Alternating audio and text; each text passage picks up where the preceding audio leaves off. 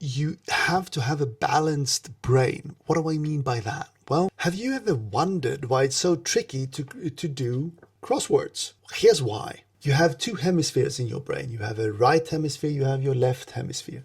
The right hemisphere runs on relaxation. You can't really access your right hemisphere if you haven't relaxed. Now, the left brain, the left hemisphere, runs on dopamine. And listen to my voice as I speak to you and how energized it is and how I'm going to speed up if I'm not watching myself. That's because when I'm speaking, I'm producing dopamine in my left hemisphere. Dopamine motivates me to produce the sound and the semantics itself, which means that as I speak, I'll produce more dopamine in my case because I have that type of personality. I'm 69 or 70 in extroversion. I'm speeding up as I speak. I run on dopamine, which means that I cannot play music because music creates dopamine. I cannot do it when I'm walking or training because that creates even more dopamine. And that's why people call themselves being omniverts, because they produce so much dopamine that the cysts in your synapses aren't replenished with dopamine quickly enough, so you become really, really tired. Same thing with me when I have a lecture for about an hour. When I speak on stage, I'm really tired afterwards because I need to replenish my dopamine cysts to be able to do so. But going back to the crosswords, when you're doing crosswords, you have to have a balanced brain. What do I mean by that? Well, your left hemisphere is running on dopamine, and that's focus. So when you're focusing really hard on letters, one letter, you cannot really access your right brain if you're not relaxing. So your right hemisphere, your right brain, is looking for implicit patterns, which is crosswords. So if you have one letter, you have to relax and engage your right hemisphere in order for you to find the implicit pattern of that word. What might be the combination of letters that fits into those 4 empty slots, for example? Now, a stressed person will have trouble doing that. Meditation regularly for 8 weeks will rebalance your brain so that you can perform when you're doing crosswords, for example, and quickly alternate between the right hemisphere and the left hemisphere. In these days, in the Western world in particular, humans are more left brain dominant. We're focused, we are more mathematical, we're more logical, we want linear thinking, we're simplistic, like we want one simple solution, which you will find on Instagram and social media, which fits into your mental model, which also is in your left hemisphere. Now, everything goes from your 5 senses, your smell, your vision, your hearing, your touch, your taste. It goes into your right hemisphere first because it blips when we're looking in fMRI before it goes over to the left hemisphere.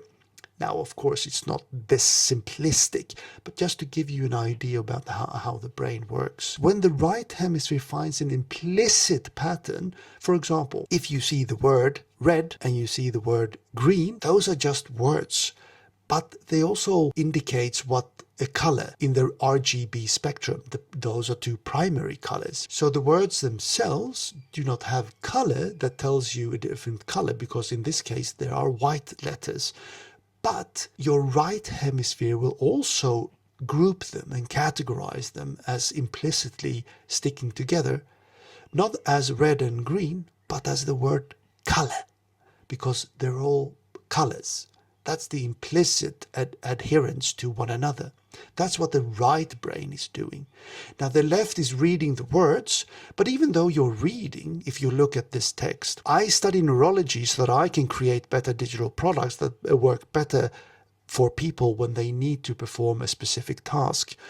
I do that to help them become less neurotic, aka experience less pain or cognitive friction in life. Now, when you're reading with your right hemisphere, you're actually, and when you become older, you're not reading each letter, you're actually bouncing from the first letter to the 15th letter, like this. If you're reading each letter, you're focused and you're in your left hemisphere. For example, a perfectionist or a pedantic person that is very meticulous, that is high in conscientiousness, that personality trait, they will be very focused and read each and every word and sort of focus on the details.